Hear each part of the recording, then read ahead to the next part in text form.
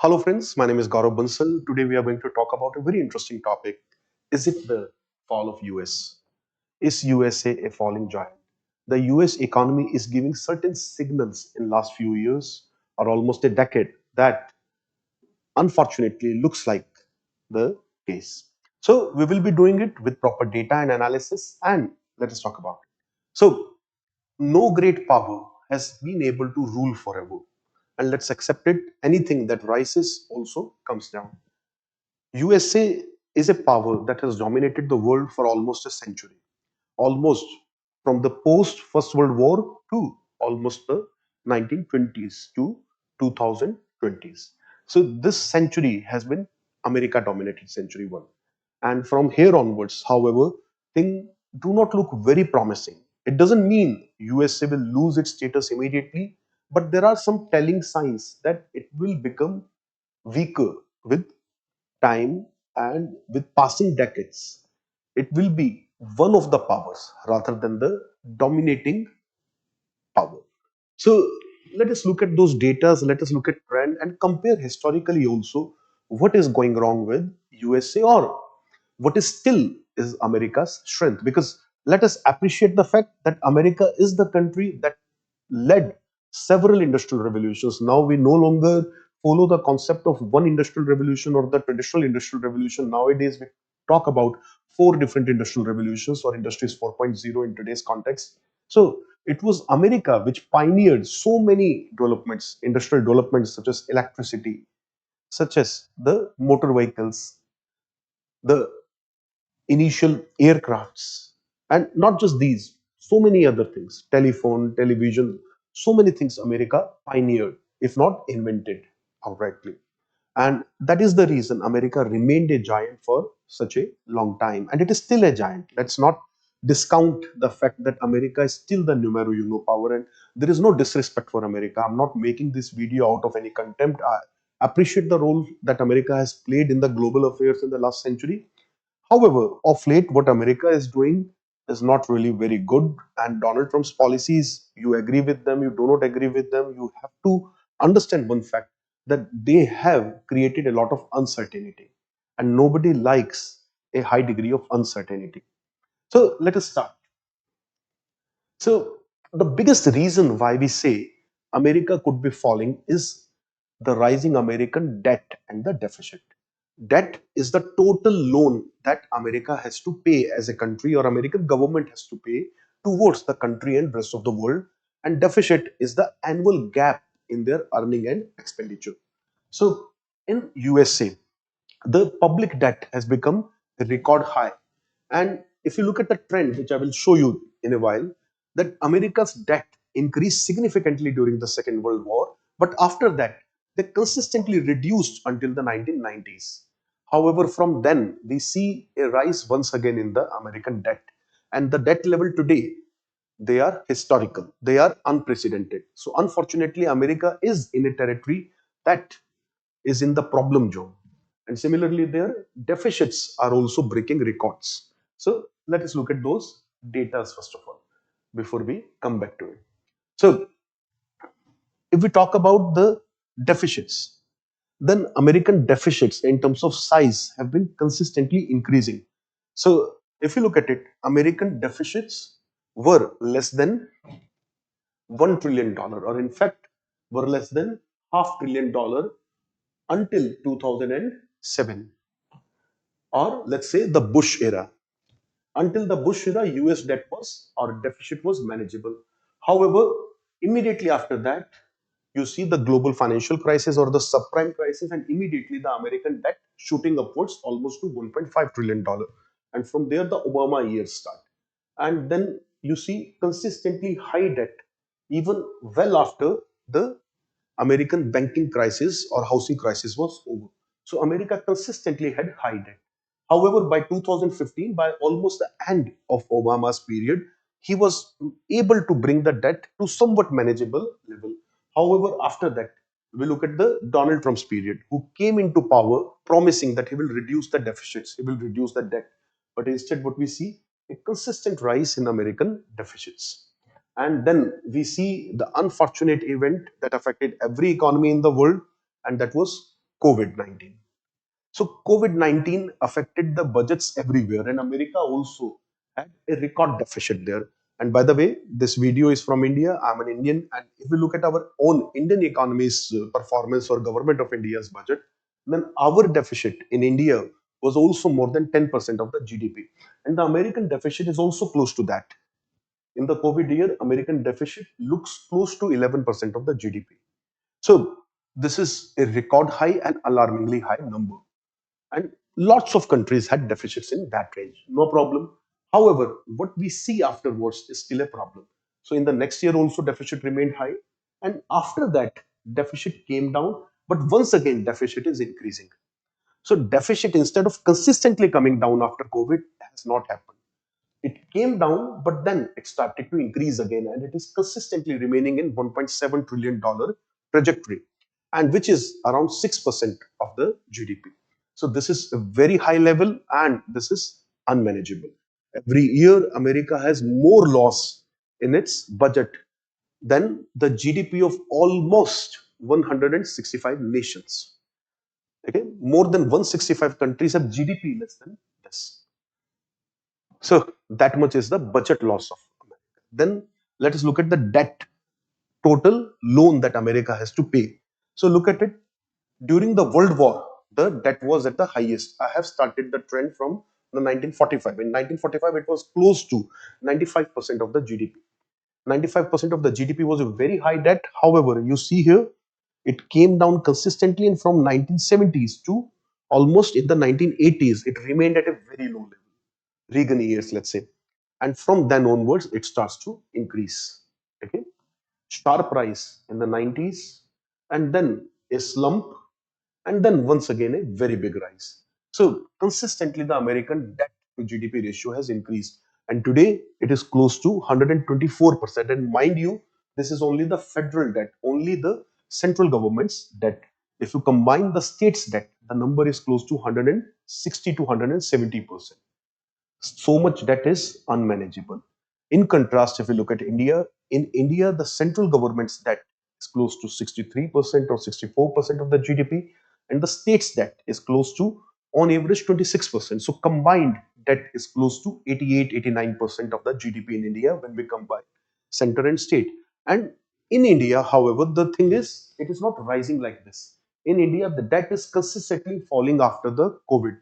So that is a trend that is very easily visible.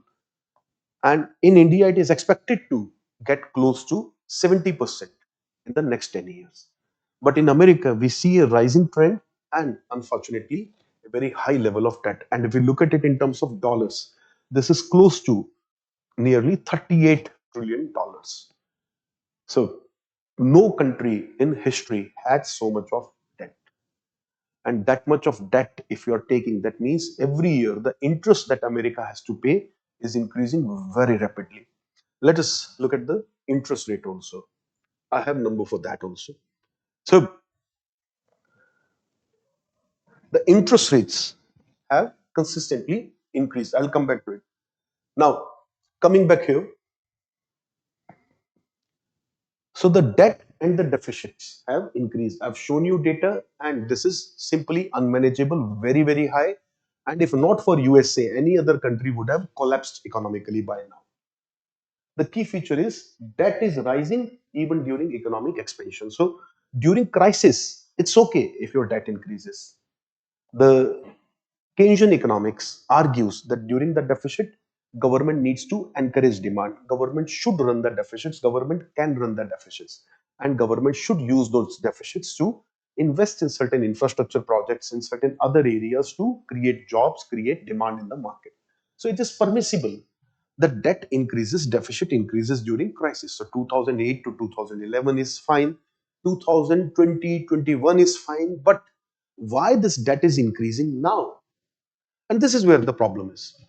So even in the peacetime, even in the economic expansion, if your debt is increasing, that means something is fundamentally wrong. Next, borrowing. It's almost the same fact. Borrowing is no longer limited to crisis years. So America is not borrowing right now during the crisis, like you saw earlier in the Second World War. Then you saw after the housing crisis, and we saw during the COVID crisis, or in between, we saw during the oil boom of 70s or oil shock of 70s. So these were certain periods when every country had to borrow. But the problem is when you are borrowing, even in the peace time, expansion time, good time. So this is a big problem here. So overall idea is America is no longer borrowing for counter-cyclical fiscal policy, means it is no longer borrowing to boost the economy or to help the recovery of the economy. It is borrowing because it is in a debt trap, a term we never thought we would be using for USA.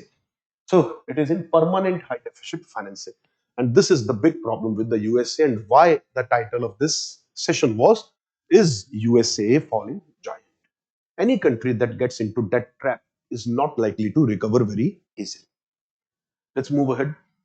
So why? Now we saw the debt has increased, but why this debt is increasing? What are the reasons behind that?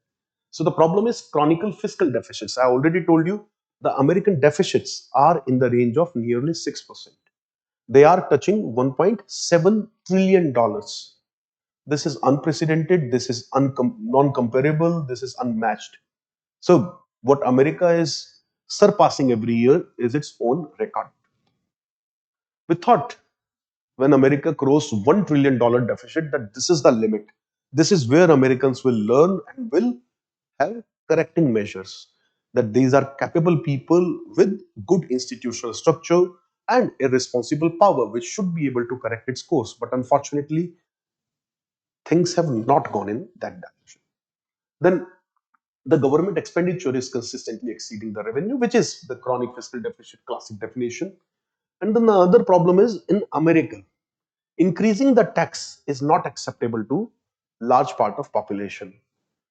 Despite USA being one of the richest nation in the world in terms of per capita income, the tax rates are comparatively low when we look at the Europe, when we look at some of the other major economies. So the tax base is slightly low here because of the low taxes. Similarly, because USA has lots of spending commitments towards the global defense, towards NATO, and since it is also leading the biggest space program in the world, because it has so much other things that it is leading, so much commitments towards UN and other bodies and towards its own domestic politics, its expenditure is consistently increasing, which it is not able to limit.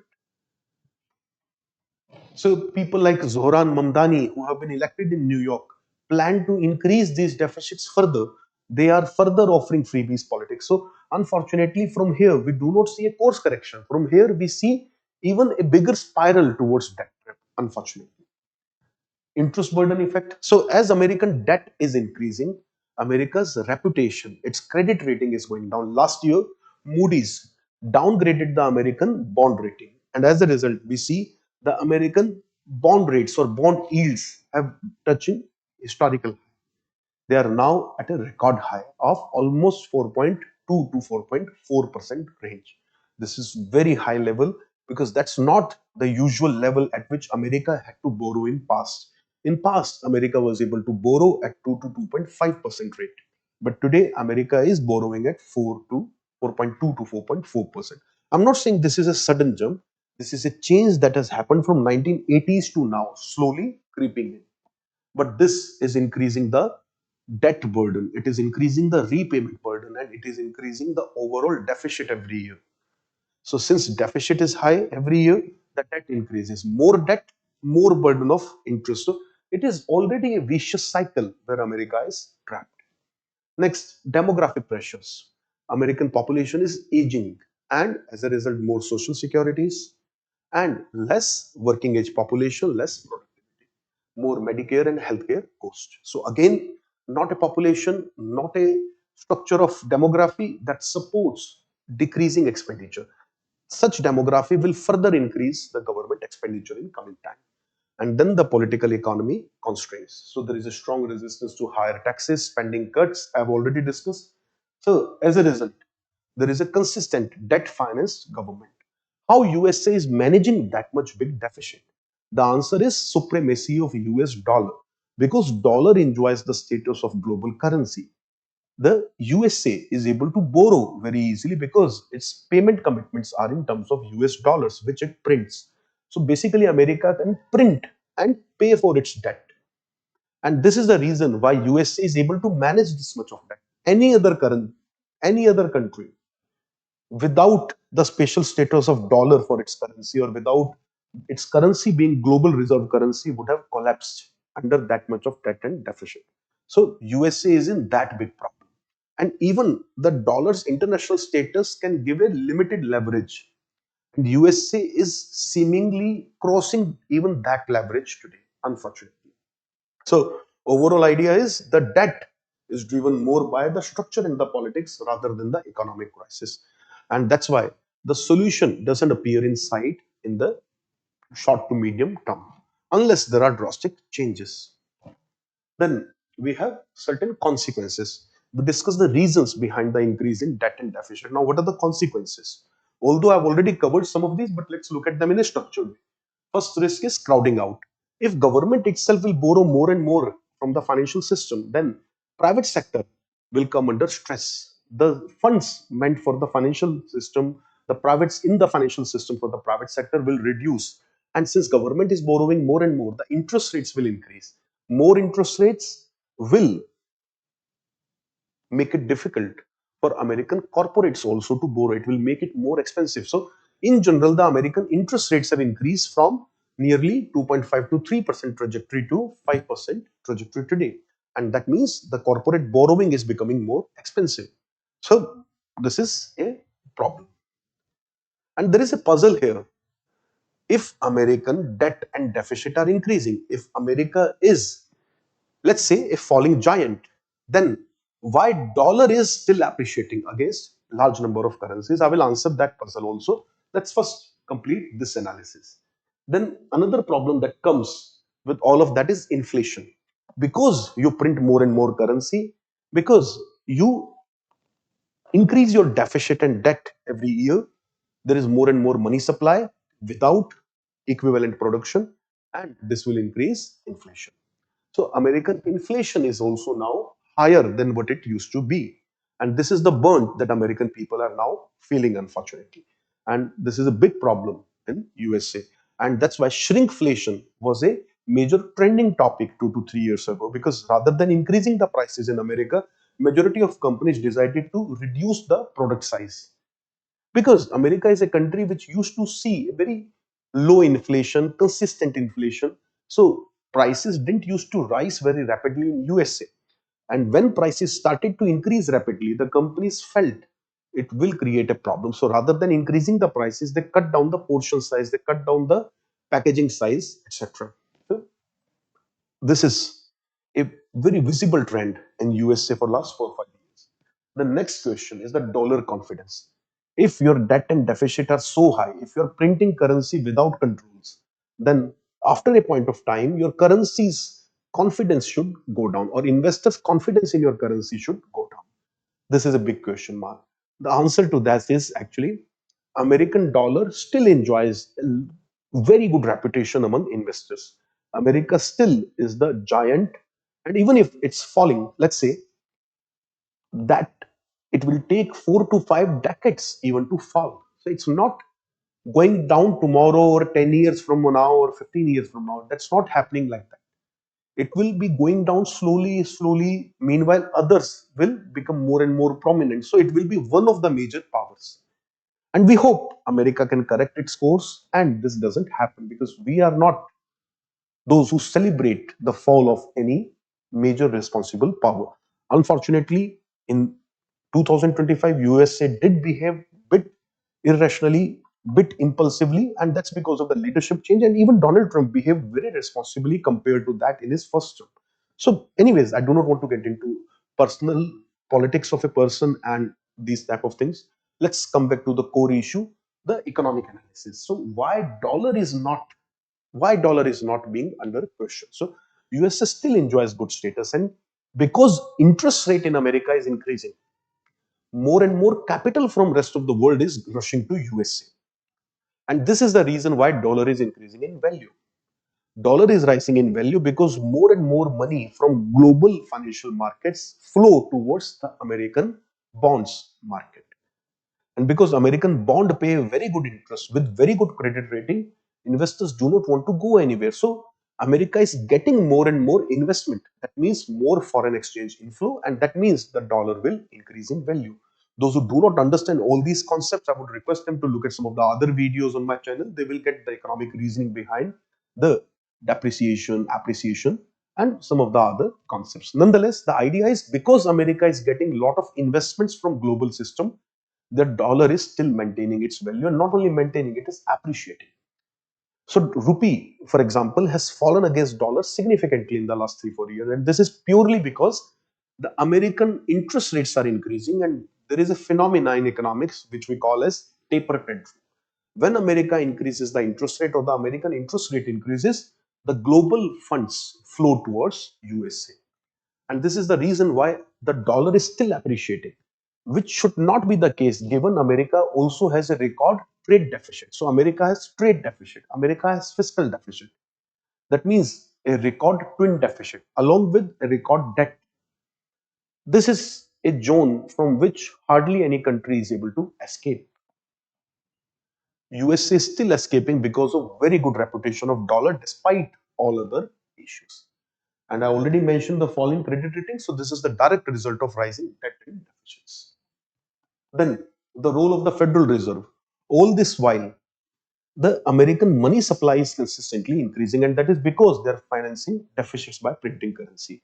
So I've already explained this as well. So America is facing a big deficit, and they're funding that deficit by printing currency. And because they're printing more and more currency, their money supply is consistently increasing. And as money supply increases and as they borrow more and more, the bond yield or basically the interest that America has to pay is also increasing. So this is unfortunately a big problem because generally increase in money supply reduces the interest rate. That is not happening in USA. So there are two, three big puzzles here. If America is having such a big deficit, if America is having such a high debt, why the dollar is still strong? If American interest rates are increasing, then how come money supply is also simultaneously increasing? So these are puzzles which I have already answered here. So this is not the usual behavior, but this is happening in USA because of the special status it enjoys in terms of dollar. So there has been a prolonged era of low interest rates, which reduce the borrowing cost, and with rate hikes later, there has been a lot of fiscal stress on the governments and lot of stress on the American corporates to repay their loans. And this is also the reason number of banks have also been under stress. Now, let's move ahead. So the point is why the market still trusts the USA, at least for now. So the answer is the fall might be visible, but it is not imminent. This is precisely what I've been trying to explain. We are looking at something falling, but it is not crashing. There might be a lot of people who really wish for the crash of American economy, but it is not going to fall like that. It is going to have a very slow decline. And that is why, even if writing is on the wall, even if we see decline of America from the sole global power, superpower to one of the powers, America will remain power by the way. It is not going to decline in status like UK or France. It is not going to become like UK or France very soon because the decline of UK was very fast. The decline of France was very fast after the world wars. This is not going to happen to USA, at least from what it is looking like right now, unless some drastically absurd things happen in future. So let's talk about it again. Even if America is falling, the fall is not immediate and it is not a crash. So American dollar is still going to enjoy its status as the primary reserve currency and it is a deep, liquid and trusted asset. And as a result, it will have a strong institutional credibility, a status of the global reserve currency, and hence the world will continue to maintain dollars. They might go for diversification, which they are already going. Countries like China, India, Russia, etc., and even Japan now, and even Germany recently are selling their dollar bonds and are diversifying towards gold. So that is slowly happening. However, they still maintain a big part of their reserves in dollars. So this is still maintaining the trust in the USA. And the role of US Treasury is very simple. I've already explained. Because USA has to repay its debt in terms of a currency that it controls, the debt has never been very difficult for it to repay. So while we know there is a problem, we have not yet faced the gravity of that problem. We are looking at a problem. We know it is a big problem. But since we are yet to face the pain of that problem, we are not rushing for immediate solution. This is the unfortunate truth about this whole situation. So with this, I would say that in future, unless USA addresses this problem, there will be fall in the reputation of dollar also, and the kind of policies that Donald Trump is following right now. I'm not saying he is a bad administrator, he doesn't understand policies, because his first 4 years were quite good that way. And he started his second term also on a good note, but later, we do not know the reasons, but later he has been very inconsistent, he has been very erratic. God knows what are the reasons, but if this continues like that, then the fall might be faster than what we expect.